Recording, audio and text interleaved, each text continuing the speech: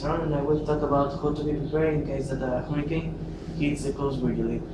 Many people throw a hurricane, like Katrina, will never really happen. If you had to evacuate, where would your family go? What would you take with you? The time to decide and the time to be prepared is now, not when the order is given. Step 1. Get a copy of the family disaster plan. Discuss it with your family members so that everyone knows what to do when the time comes. Step 2. Put together a supply kit. It should include a supply of water, 1 gallon per person per day, canned and boxed food that won't spoil, a first aid kit, flashlights, and special items for infants, the elderly, and family members with any physical limitations. When the National Weather Services issues a hurricane watch, it means a storm with a sustained winds over 74 miles per hour. If possible, treat within 36 hours. Pull out the emergency plan and double check your kit. Install hurricane shooters in your home. Test your generator and make sure you have enough oil. Bring in baby furniture and any other loose item that can blow into windows. A hurricane warning means that the storm will hit your area in 24 hours or less. Don't leave your home. Only when the emergency managers tell you to evacuate, and then do it immediately. Pack your pets, medicines, and the deed to your home, and other emergency items and get out. It is only a matter of time before a devastating hurricane hits the coast where you live. Make sure you're prepared. Hello, my name is Ricardo and I'm going to talk about what should I do in an earthquake. There are three things that the people have to know in an earthquake.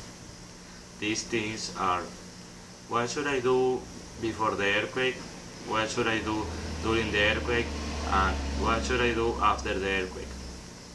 Before the earthquake, there are some preventive actions that are so easy to follow as necessary things like first aid kit with scissors, bandage, tablets, etc. Bottled water, batteries, flashlight, canned food, and non-perishable food. Other preventive action, as the mayor said, to be sure to know the emergency phone numbers. During the earthquake, the Cruz Roja said it's necessary to keep calm and move away from the windows and doors. Don't use the elevators, don't use cars, trucks, bus, etc. Use the stairs and be in a safe place. After the earthquake, get a doctor or a nurse to help if there is someone hurt.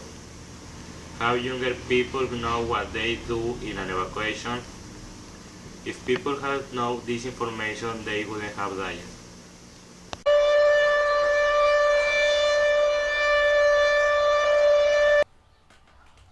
Tornado safety measures inside the building. Flying debris is the greatest danger in tornadoes. Avoid windows. If you make any effort to open windows, they should be only opened an inch or two and should be opened before a tornado warning.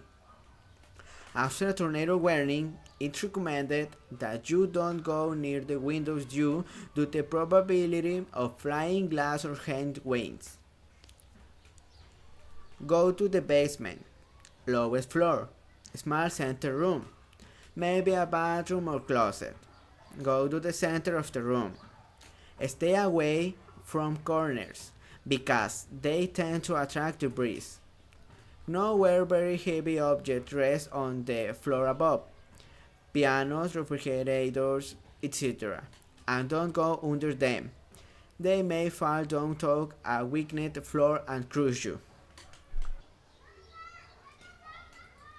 In a vehicle. If the tornado is visible far away and the traffic is light, you may be able to drive out of its path by moving at right angles to the tornado. Otherwise, park the car as quickly and safely as possible. Out of the traffic lanes, get out and seek shelter in story building. If in the open country, run to low ground away from any cars, which may roll over on you. This is very important. Don't use elevators, you could be trapped in them if the power is lost. Don't stay in large rooms, maybe gyms and auditoriums. Don't stay around glass such as windows or skylights. Don't stay in mobile homes, even if they are tied down.